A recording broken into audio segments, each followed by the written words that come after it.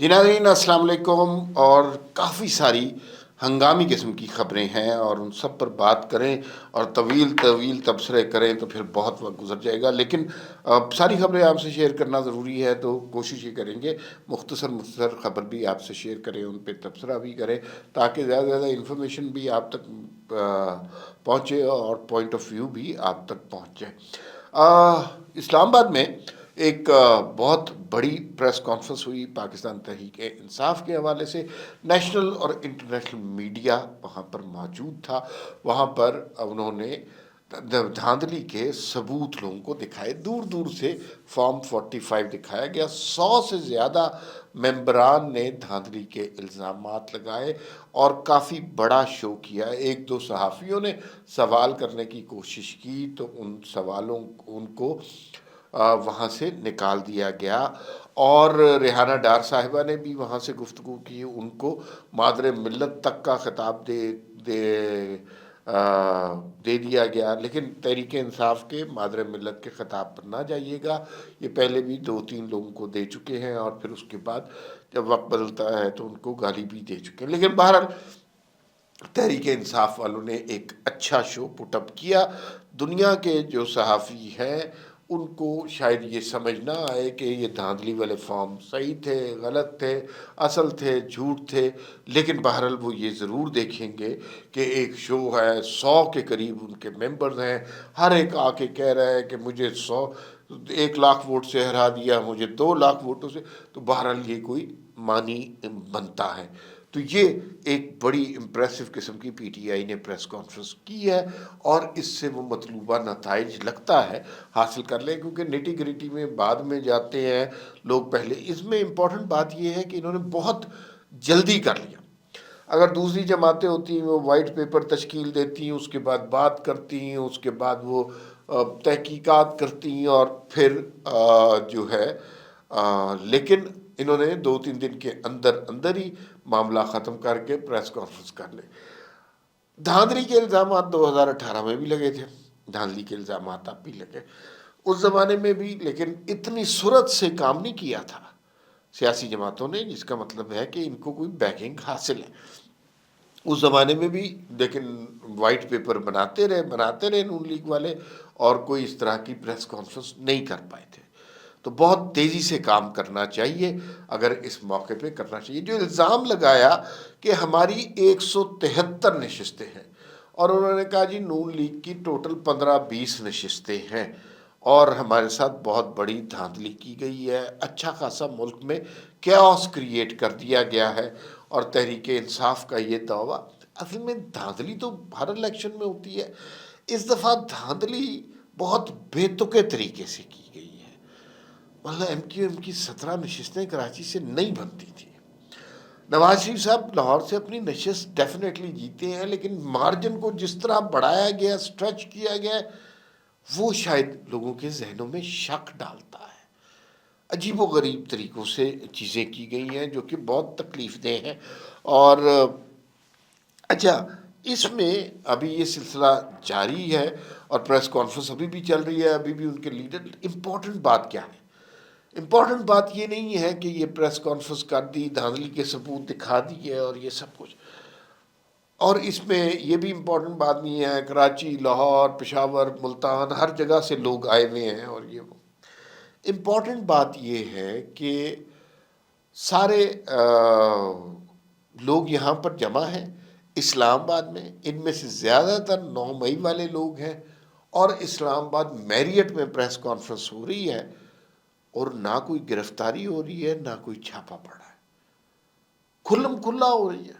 اس کا مطلب ہے 9 مئی کا بیانیہ دفن ہو گیا، کوئی نہیں بات کر رہا 9 مئی کی، کسی کو اب وہ فکر نہیں ہے۔ جی ایچ کیو پہ حملہ کر دیا، کور کمانڈر ہاؤس تباہ کر دیا، اور شہداء کی یادگاروں کو آگ لگا دی، بالکل نہیں، ختم ہو گئی ہے 9 مئی والی۔ اب ایک نیا سینیریو ہمارے سامنے آ رہا ہے۔ اچھا، یہ بھی بالکل، اور انتخابات میں دھاندلی کا جو اچانک، یہ ہمیں کچھ 77 کا دور یاد آنے لگا ہے۔ بھٹو کے انتخابات ہوئے تھے، بھٹو صاحب نے تھوڑی بہت دھاندلی کی، لیکن وہ اس کے بنیاد پر جو اچانک شور مچا وہ بہت زیادہ بنا، اور اس کے بعد پھر اچانک عزیز ہم وطنوں کی ہم نے آواز سنی تھی. تو ابھی عزیز ہم وطنوں والی صورتحال تو نہیں ہے، پتہ نہیں آگے کیا ہونے جا رہا ہے اس کے بارے میں. ایٹ لیسٹ آئی ایم کلو لیس کہ کیا ہو رہا ہے. لیکن یہ حالات سمودھ نہیں چلیں گے. یہ حالات جو ہے نا خود بخود نہیں ہو رہے، کہیں سے ہو رہا ہے یہ سب کچھ. یہ بھی نہیں کلیئر کہا جا سکتا کہ کہاں سے ہو رہا ہے. اچھا، کے پی کے میں جماعت اسلامی کے انکار کے بعد مولانا فضل الرحمان سے اتحاد کا فیصلہ کر لیا گیا. وہ اب سارا دن سوشل میڈیا پہ میمز چلتی رہیں کہ مولانا فضل الرحمان کیا کہتے تھے اور عمران خان مولانا فضل الرحمان کے بارے میں کیا کہتے تھے. تو یہ بڑی ہی اب دونوں جماعتوں کا نظریہ ڈوب گیا، تباہ ہو گیا. اور پیپلز پارٹی کے ساتھ بھی کوئی اتحاد کی شکل نکل رہی ہے، تحریک انصاف کی.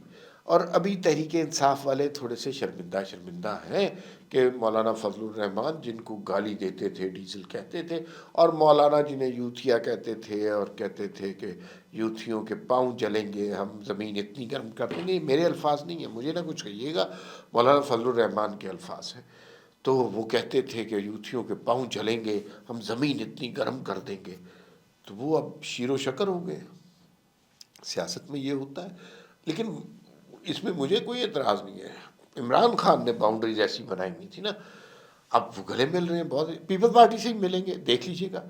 آصف زرداری کو صدر بنائیں گے، عمران خان خود انہیں پہنائیں گے، اور دیکھیے گا، پھر دیکھیے گا تماشا اس ملک میں کیا ہوگا، اور بڑے مزے کی سچویشن پیدا ہوگی. اچھا، ایک صاحب جو ہیں علی محمد خان تحریک انصاف کے، وہ تھوڑے سے نظریاتی سے آدمی ہیں، وہ اٹکے ہوئے اپنی بات سے. انہوں نے کہا کہ نون لیگ کے ساتھ یا پیپلز پارٹی یا جے یو آئی کے ساتھ بیٹھے تو ہم تباہ ہو جائیں گے. یہ وہ ایک سمجھدار آدمی ہے جو کر رہے ہیں. اس نے کہا جماعت الیکشن سے نہیں قائم رہتی، الیکشن جیتنے سے نظریے سے قائم رہتی ہے. ٹھیک ہے، ہمارا نظریہ یہ ہے، لیکن ہم ان جماعتوں سے اتفاق نہیں کرتے. ہمارا نظریہ یہ ہے، اگر ہم نے اپنے نظریے سے ڈیویٹ کیا تو پھر ہم ختم ہو جائیں گے. اور لگتا ہے کہ ہم کرنے لگے ہیں. تو وہ اب ایک سین سمجھدار آواز لگ رہی ہے تحریک انصاف میں. لیکن اس موقع پہ کون سنتا ہے اس طرح کی آواز؟ اس موقع پہ تو سارے جناب سب کو شیروانیوں کا شوق چڑھا ہوا ہے.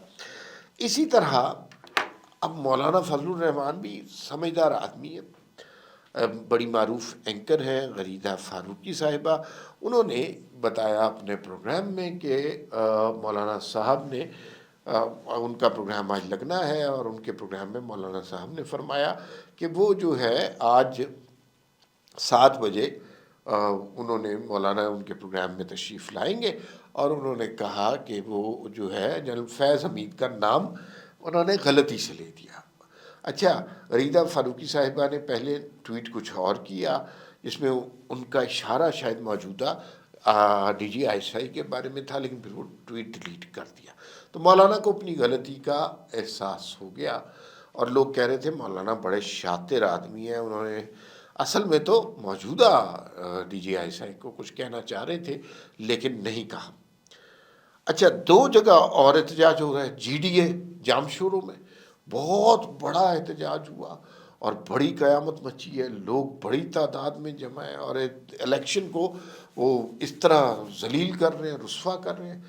تو اتنے بڑے تعداد میں جو ہے، اور انہوں نے الٹیمیٹم بھی دے دیا کہ آنے والے ہفتے میں یہ انتخابات نہیں رہیں گے. اسی دوران ایک سپریم کورٹ میں پٹیشن بھی لگ گئی ہے اگلے انتخابات میں دھاندلی کے حوالے سے، اور احتجاج ہو رہا ہے. اس کے علاوہ بلوچستان میں بہت احتجاج ہو رہا ہے. تو کیا ہو رہا ہے؟ کیا سپریم کورٹ میں پٹیشن تو خیر ہو جانا الگ بات ہے، لیکن پٹیشن لگ جانا یہ امپورٹنٹ بات ہے. تو کیا ہم ری الیکشن کی طرف جا رہے ہیں؟ تو ری الیکشن ہوگا تو کیا ہوگا؟ کیا عمران خان جیت جائیں گے؟ کیا نون لیگ کو جتا دیں گے؟ کیا نواز شریف واپس آئیں گے؟ کیا ہوگا؟ تو بہرحال کڑمس پڑ گیا ہے، اور لگتا ہے ملک میں بہت زیادہ احتجاج ہو رہا ہے، کم از کم میڈیا کی حد تک جو ہے دکھایا جا رہا ہے. لیکن ہو بھی رہا ہے، بلوچستان میں احتجاج ہو رہا ہے اور سندھ میں ہو رہا ہے. پنجاب میں ابھی تک نہیں ہوا، KPK میں بھی مختلف جگہ ہو رہا ہے۔ یہ صورتحال اچھی نہیں ہے پاکستان کی، اور مجھے نہیں لگتا کہ لوگ شیروانیاں پہن سکیں گے یا کوئی ان انتخابات کا نتیجہ نکل سکے گا۔ تو دیکھتے ہیں، غور سے دیکھتے رہیے اس دور میں ہونے والی ڈیولپمنٹ کو، دیکھتے ہیں آنے والے دنوں میں کیا نتیجہ نکلتا ہے۔ فی الوقت اتنا ہی، پھر ملاقات ہوگی۔ اللہ حافظ۔